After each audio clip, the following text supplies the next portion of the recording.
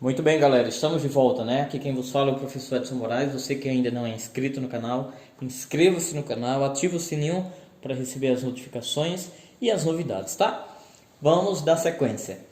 Campo elétrico uniforme. Veja, nós já discutimos sobre campo elétrico gerado por uma carga, campo elétrico gerado por inúmeras cargas. Isso quando estas são cargas pontiformes, né? Cargas pontuais, aquelas que eu posso desprezar suas dimensões, mas nunca, né, sua massa, tá bom? Hoje nós vamos ver que um campo elétrico ele pode, né, ser uniforme em determinadas condições. Vamos ver como.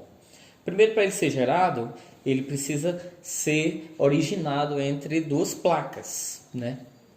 De preferência placas planas, paralelas, eletrizadas, tá? Com cargas de mesmo modo, mesmo intencional, mas com sinais contrários. Quando a gente for falar de capacitor, você vai lembrar, tá? Campo elétrico uniforme funciona basicamente dentro da aplicação de capacitor. Então eu tenho uma placa, né, carregada positivamente, ou seja, com escassez de elétrons, e uma placa carregada negativamente com excesso de elétrons, tá? Então o interessante é que essa imagem já nos mostra o resultado final. Tá vendo as linhas de força? Elas partem de onde para onde? Partem da placa positiva em direção à negativa, por dois motivos, né? Primeiro porque toda carga geradora, quando é positiva, o campo é divergente. Então essas setas parecem estar saindo da positiva, né?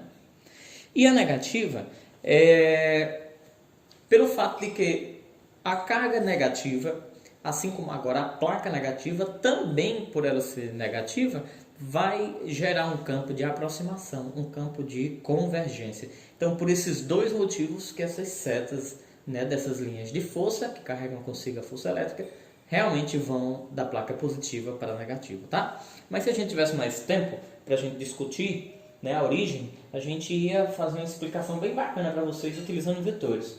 Essa placa positiva, só para você ficar aí na curiosidade, essa placa positiva gera campos de divergência tanto para a direita quanto para a esquerda, certo? A placa negativa gera campos de aproximação ou de convergência tanto da esquerda quanto para a direita. O que vai acontecer?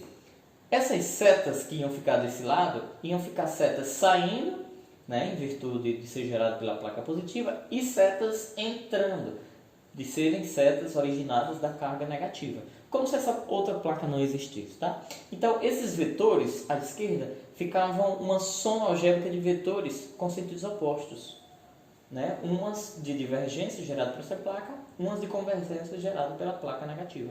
Então, vetores iguais com módulos opostos, o resultado é o quê? É nulo, né? A mesma coisa aconteceria do lado de lá, tá bom? Então, os vetores externos, né, se anulariam. Isso só vem endossar o fato de que o campo elétrico uniforme só vai acontecer no interior dessas placas, entre as placas, tá? E para isso acontecer também precisa se estar mergulhado em um meio. Como a gente já vem trabalhando, esse meio, né, precisa necessariamente, ou quase, né, em 90% dos casos, né, que a gente pega nas questões, esse meio é o vácuo, tá bom? Então a gente diz, esse vácuo ele é permissível para que isso aconteça? Tudo bem? Então, vamos falar um pouco sobre o que é densidade superficial de cargas. Preste atenção no que eu vou te dizer. Se você nunca ouviu esse conceito, coloca aí na tua cabeça, serve para qualquer densidade que um dia você já estudou.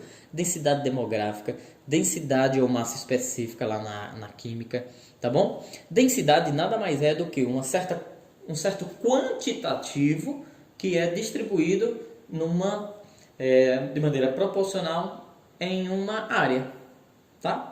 Em um espaço. Por exemplo, na massa específica é massa por volume, né? É o quanto que de massa está distribuído naquele volume, tá? Na densidade superficial de cargas é o quanto que de cargas está distribuído, equilibrado numa superfície, numa área. Então é muito fácil, né? Eu sempre ensino meus alunos, se ele entender desde do título, ele vai compreender muito simples o conteúdo. Então, densidade superficial de cargas é φ, né? Uma letrazinha grega para representar a densidade, nada mais é do que a quantidade de cargas por área. Quantidade de cargas dada em coulomb e área dada em metro quadrado, tá bom? Então, diz-se que esse campo, tá? A fórmula proposta por Gauss para campo elétrico gerado por uma placa, tá? Né? Lembre, não é mais uma carga pontual, é uma placa. Então, ela é medida da seguinte maneira: densidade dividido por 2ε. Por que 2ε? Você já entendeu o que é a densidade, né? 2ε, por quê? Porque é a densidade dividida só pela metade de um dos lados dessa placa. Porque, de fato, o campo elétrico que nos interessa não é só a direita, por exemplo, dessa placa, não é só a esquerda. Então, densidade de cargas utilizada em metade, né, dessa placa. Portanto, seria metade dessa densidade, tá? E vezes o epsilon. Você lembra o que é o epsilon? Permissividade elétrica do meio, tá? Então, é o inverso lá da constante eletrostática. Moral da história: se esse campo vai gerar setas, né, naquela direção, e essa outra placa também vai gerar setas nessa mesma direção, essas setas vão apontar sempre para o mesmo lado. O campo resultante aqui dentro vai ser E1 mais E2, ou seja, soma aí φ mais 2ε mais φ mais 2ε. Repete 2ε e fica φ mais φ, 2φ. Cancela o 2 com 2, então o campo resultante no interior de um campo elétrico uniforme é densidade superficial sobre permissividade, tá bom? Resiste isso aí que você não encontra fácil nos livros de ensino médio, essa abordagem. Aí vamos fazer uma experiênciazinha, tá? Então, se a gente colocar uma carga positiva aí, galera, ela vai ser atraída por qual lado da placa? Óbvio, né? Ela sendo positiva vai ser atraída pela placa negativa. Então, e uma negativa? Vai ser atraída pela positiva, né? Verdade. Então vamos colocar o seguinte: tá aí a força elétrica que a gente discutiu, tá aqui a força elétrica. Agora, essas setas que estão aqui, é setas de quê? Direcionadas do campo elétrico. Vamos ver se aquilo que a gente aprendeu sobre os vetores da carguinha de prova e do campo, quanto ao sinal dessa carguinha de prova, está certo? Vamos adiantando aí o trecho lá da música, né? Se o Qzinho for positivo, F e E tem o mesmo sentido. Se o Qzinho for negativo, F e E tem sentidos opostos. A força elétrica para cá e o campo elétrico para a direita. Tranquilão? Beleza? E uma coisa importante também que ainda não foi mencionada: todo o campo elétrico uniforme, essas placas, já que são paralelas, vão ter sempre a mesma distância, tá? Uma da outra. Muito bem. Vamos em frente. Tudo que a gente abordou tá aí, tá? Ok? Uma coisa importante, né, que a força elétrica vai ser, portanto, constante, né? E pela segunda lei de Newton, a aceleração da carga também vai ser constante. Pode acontecer, né, em alguma questão, pedir para calcular a aceleração com que uma daquelas carguinhas foi atraída pelas placas. E aí a gente vai dizer que a força elétrica vai ser igual à força mecânica lá, usando na segunda lei de Newton. Tranquilão? Vamos falar um pouco agora da densidade de cargas em algumas superfícies, em algumas situações. Já ouviu falar no poder das pontas? O poder das pontas, também difundido, muito estudado lá pela invenção de Benjamin Franklin, que é o para-raios, é pelo fato, né, de conseguir na ponta mesmo, olha ali para aquela nuvenzinha, na ponta se concentrar mais cargas do que em qualquer outra região. Lembra, quando os professores de física fazem os desenhos das esferas para representar um corpo carregado positivamente ou negativamente, sempre eles colocam os sinais assim, bem espaçados, né, e na região externa, certo? No poder das pontas não, ela se concentra mais. Sabe por quê? Está aqui, a explicação básica para isso é essa forma. Densidade e área são grandezas inversamente proporcional. Quando é que é uma coisa muito densa? Quando ela se concentra numa pequena área. Deu para entender agora o poder das pontas? Por que é tão perigoso ficar debaixo de árvores, por exemplo? Porque olha como é o formato das folhas. Quase todas as folhas elas são pontiagudas, né? Então em cada ponta daquela vai se concentrar mais cargas e ela vai passar a ser, né, uma grande atraidora, vamos dizer assim, né, de descargas elétricas. Tranquilão? Beleza? É fácil de entender isso, né? Agora, e um campo elétrico criado por um condutor? Como é que funciona? Eu vou abordar apenas nessa imagem para a gente ganhar um tempo, tá? Um cara também chamado Faraday, Michael Faraday, a gente já discutiu um pouco sobre ele em aulas anteriores. Ele conseguiu demonstrar, né, na sua gaiola, que no interior de um condutor o campo é nulo, o campo é zero, tá? Depois faz o teste aí, tá? Pega teu celular, envolve ele com papel alumínio e manda alguém ligar para ele, para ver se vai tocar. tá bom? Então ele vai ser neutralizado. É uma aplicação muito clara do dia a dia. Usa-se a eletricidade para combater a eletricidade, né? As roupas da galera que trabalha com as concessionárias de energia, seja a CELP aí no Pernambuco, seja a Enel aqui no Ceará, né? Os eletricistas que trabalham em alta tensão já vestem roupas que a pigmentação da roupa, ou seja, já é com ferro, já se utiliza, né, condutor, ou seja, é uma roupa metálica, vamos dizer assim, né, que é para combater mesmo, tá, a eletricidade, e a pessoa lá dentro fica protegida. Tranquilo? O campo elétrico é nulo. O campo elétrico na superfície de um condutor, tá, é metade daquela forma que você conhece. Qual? KQ sobre D2. É metade. Tudo bem? E na região externa, ela em qualquer outro ponto, vai ser KQ sobre D ao quadrado. Lembrando que esse D vai ser a soma do raio desse condutor, mais a distância que esse condutor estiver do ponto.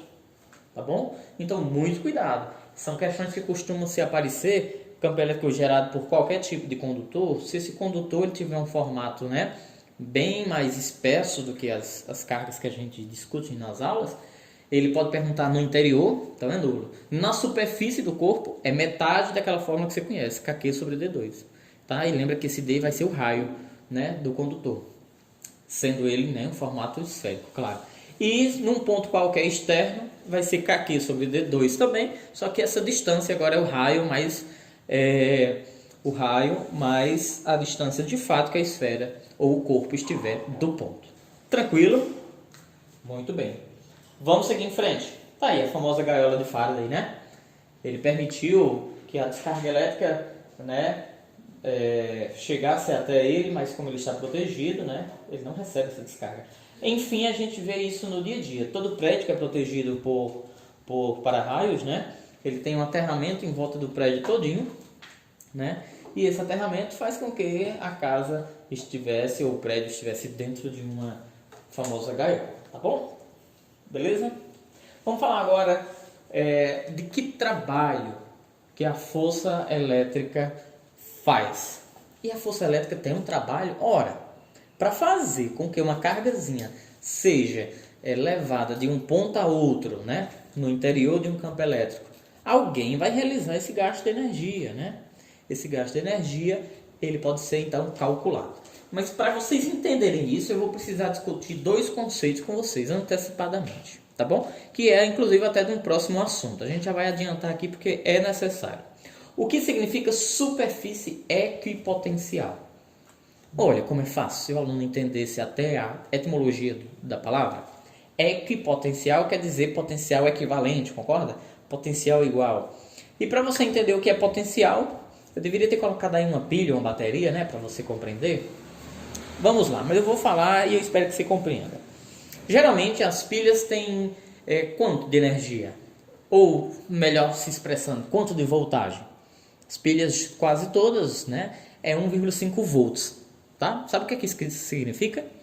Que a diferença de potencial que o polo positivo e o negativo de uma pilha tem é de 1,5 volts. Olhe para esse campo elétrico. Veja o polo positivo, veja o negativo, como se isso aí fosse uma pilha. Vamos falar agora da bateria. Uma bateria de carro, de moto, de 12 volts. Sabe o que isso significa? Que a diferença dos potenciais positivos e negativos que ela tem é de 12 volts. Pode muito bem o polo positivo ser 20 volts e o negativo ser quanto? 8, né? Porque 20 menos 8 tem que dar os 12. Porque a bateria é de DDP 12 volts. O que é isso, DDP? É essa diferença de potencial. Veja que eu já estou tentando explicar os dois ao mesmo tempo, né? Mas vamos com calma. O que é então o primeiro? Potencial. Tá? Potencial é uma palavra que é associada muito à posição. Por exemplo, já viu falar potencial hidráulico? Qual o potencial hidráulico de determinado reservatório? Qual o potencial energético? Qual o potencial econômico? Ou seja, o quanto que de posição aquele país ocupa economicamente no mundo. O quanto que de posição aquele reservatório de água tem para armazenar e futuramente ter uma vazão e aquilo gerar energia. Você está me entendendo? Então, diferença de potencial passa a ser, então, de fato uma subtração, daí o nome, diferença. É uma subtração de dois polos, onde cada polo tem um potencial. Tranquilo? Então, diferença de potencial é essa subtração desses potenciais. E lembrando, né, em se tratando da pilha, sempre o potencial positivo tem que ser maior do que o negativo. Tá bom? Se o potencial positivo da pilha for 0 volts e a pilha tem 1,5, então o negativo tem que ser de menos 1,5 volts, tá? Para a diferença continuar 1,5. E agora, superfície equipotencial, agora você vai entender com mais facilidade. A superfície equipotencial é, dentro do campo elétrico uniforme, toda uma linha tracejada, ou seja, é meio que uma superfície, a rigor, né, parecida com, vamos dizer assim, com uma placa, em que qualquer ponto que você esteja dentro dessa superfície, você vai ter o mesmo potencial. Daí o nome, superfície equipotencial. Para tu entender melhor, preste bem atenção. Se tu mora, ou se tu trabalha, ou se tu estuda numa escola que tem primeiro, segundo, terceiro andar, todo mundo que estiver no primeiro andar está na superfície equipotencial. Tem o mesmo, vamos dizer assim, potencial equivalente.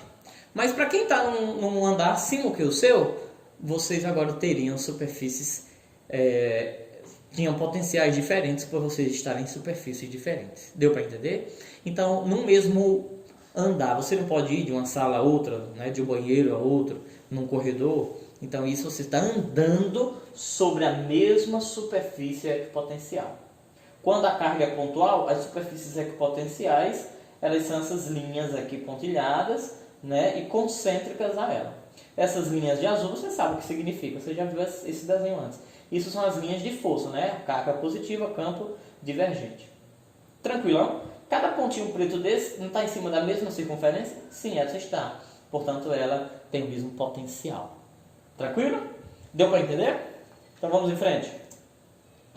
Então, olha aí como é fácil você entender. Para uma carga sair daqui e vir para cá, essa superfície equipotencial tem uma voltagem, tem um potencial. A letra que a gente vai usar para isso é V. Em especial um cara chamado Alexandre Volta, o inventor da pilha seca, né? Esse V vem daí, de volta. Volts, voltagem, tá? Para ele chegar aqui, ele percorreu uma distância, mas ele vai chegar em outra superfície equipotencial. Lembrando, vamos discutir um pouco o conceito de trabalho que você viu lá no primeiro ano. Trabalho depende da trajetória? Não, né? Então essa carguinha podia ter saído daqui e vindo parar aqui, ó. Podia ter saído daqui e vindo direto para cá, como ela podia ter vindo daqui, ter feito umas 2 voltas e ter chegado aqui. O trabalho é o mesmo, o trabalho não depende da trajetória, tá bom? Então, trabalho de A a B é foda, lembra? Força vezes deslocamento, tá bom? E trabalho, né, dentro aqui de eletricidade é uma carguinha de prova que vai ser colocada para se deslocar de um potencial para outro. Como trabalho é igual a trabalho, adivinha o que eu vou fazer? E também você aprendeu aqui em campo elétrico que força é força que entra, né? Vamos substituir tudo isso. Trabalho igual a trabalho e no lugar de força Q vezes E. Então tá ficando assim, trabalho é Q vezes E vezes D, tá? O que é força? Não. E quem é trabalho também? Q vezes VA menos VB. Tem alguma coisa que pode ser cancelada com quem está do outro lado? Tem, o Qzinho, né? Sabe o que isso significa dizer? Que o Qzinho, mais uma vez, é algo desprezível, né? Ele não serve para... Ele não cria nada, ele não influencia em nada. Pelo contrário, ele é influenciado.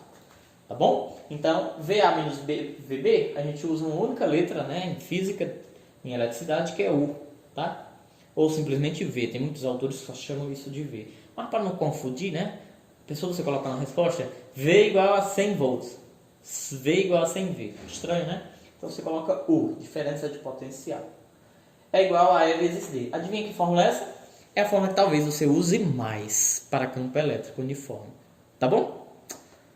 Diferença de potencial é igual a campo elétrico vezes, tá, a distância percorrida por a carguinha.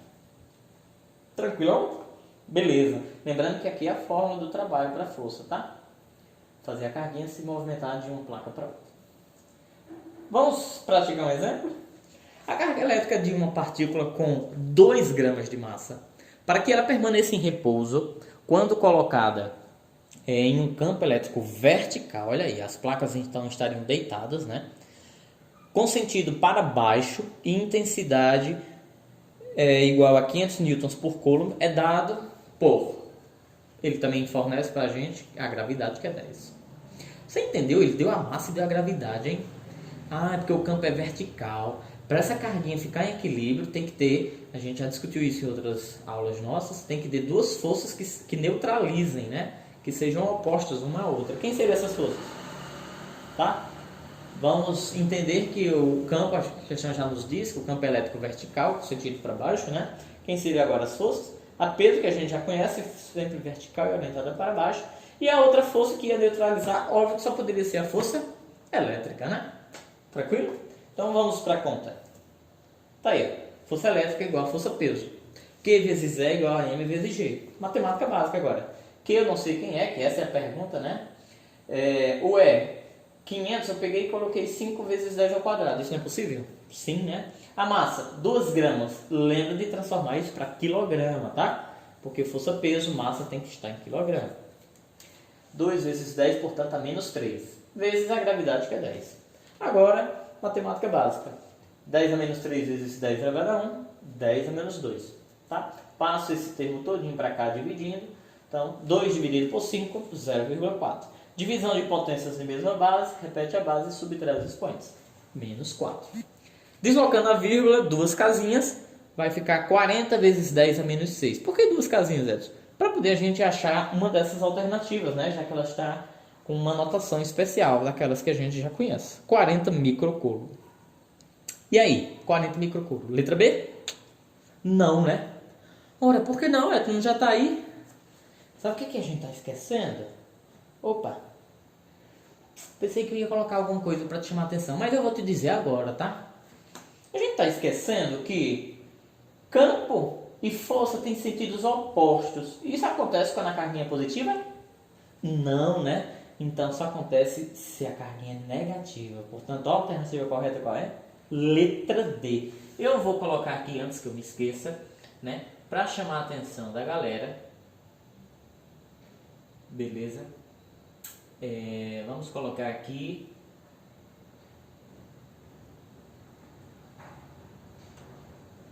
a nossa resposta bonitinha, tá? Deixa eu tirar o preenchimento, óbvio, e vou colocar o contorno vermelho para chamar mesmo. E a animação por último. Vamos ver se deu certo. É bom que você vai aprendendo aqui também, né? PowerPoint. Então, ó, beleza, menos 40.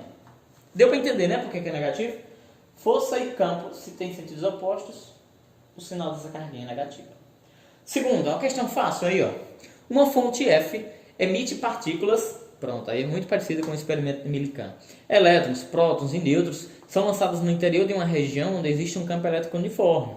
Tal. De novo, as placas estão, né, deitadas, gerando um campo vertical. As partículas penetram perpendicularmente às linhas de força do campo. 3 partículas emitidas atingem um anteparo A, que tem os pontos P, R e Q. Podemos afirmar que essas partículas eram, respectivamente, como? Olha, muito fácil, né? Se liga, se é uma partícula neutra, ela vai passar direto, não sofre influência de nenhum campo, né? A neutra vai bater aonde? Lá em P, né? Então eu já sei. Neutra tem que ter o nome neutro no meio. Ou é letra A ou letra B, nossa resposta. Se eu lançar uma positiva, quem quer atrair a positiva? É positiva ou negativa? Negativa. Atrair a negativa... Lançar uma carguinha positiva é atraída por essa placa. Isso quer dizer que ela já vai vir para cá? Não, né? Ela vai desviar o seu caminho. Ó. Então, ela vai desviar o seu caminho.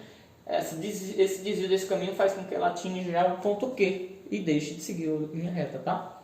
Então, eu já sei. A positiva é o próton, né? Então, ia lá para Q, C é respectivamente, né? Os pontos P, Q, R.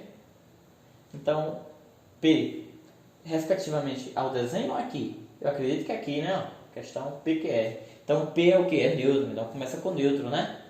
Começa com neutro, tá? E Q? Q tinha que ser a positiva, o próton. Portanto, quando eu lançar a negativa, a positiva vai querer puxar a placa positiva, né?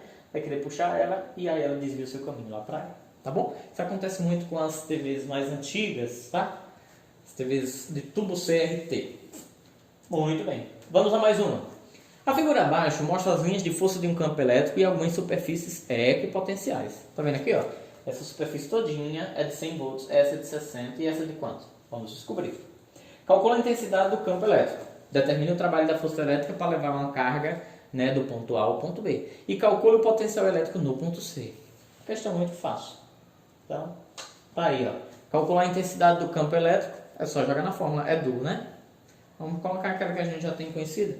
A diferença de potencial daqui para cá. Se um é de 100 e o outro é de 60, a diferença é de 40, certo? Igual a E vezes quanto é a distância daqui para cá. Lembra que essa distância dá de metros. 0,1. Portanto, esse número está multiplicando, vai passar dividindo.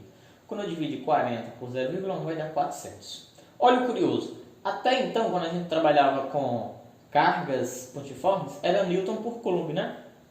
É no campo elétrico uniforme que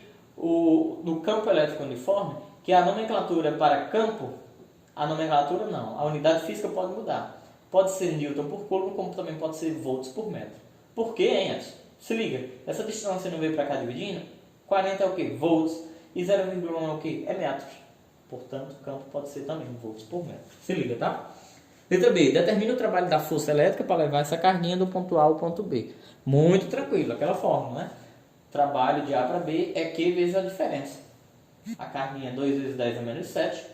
A diferença, né, de A para B é de 40. 2 vezes 4, 8, né? 10 a menos 7 vezes 10, 10 a menos 6. 8 vezes 10 a menos 6 joules. Porque trabalho é dado em joule, lembra, né? Ó, 10 a menos 6 é um valor conhecido nosso. Micro, né? Essa resposta poderia também ser 8 microjoules, tá bom? E a última, calcula o potencial elétrico no ponto C. Bom, DDP é igual a E vezes D. Estou aplicando essa mesma fórmula, tá? DDP daqui para cá. Como eu sei que DDP também é o potencial de um menos o potencial do outro, eu já estou colocando isso. Porque eu já sei um potencial, que é 60. Vou descobrir o outro. E vezes D, esse valor também eu já sei, né? E vezes D, o E sempre é constante, né? 4 vezes 10 ao quadrado, porque eu estou no céu. Ah, graças a Deus, né? Estou no céu. E a distância? 0,4 metros. 4 vezes 10 é menos 1. Matemática básica, tá? 4 vezes 4, 16. 10 ao quadrado vezes 10 menos 1 dá 10, vai dar 1. 60 passa para lá, multiplica por menos 1. Então, 60 vai subtrair e vai dar 100. Agora, cuidado! 100 volts, você está percebendo que está diminuindo? Aqui era 100, aqui era 60. Está dizendo que a diferença de potencial daqui para cá, tá? A diferença de potencial de um ponto para outro era de 160. Como eu estou partindo de 60, a tendência seria zerar e começar. Você está me entendendo?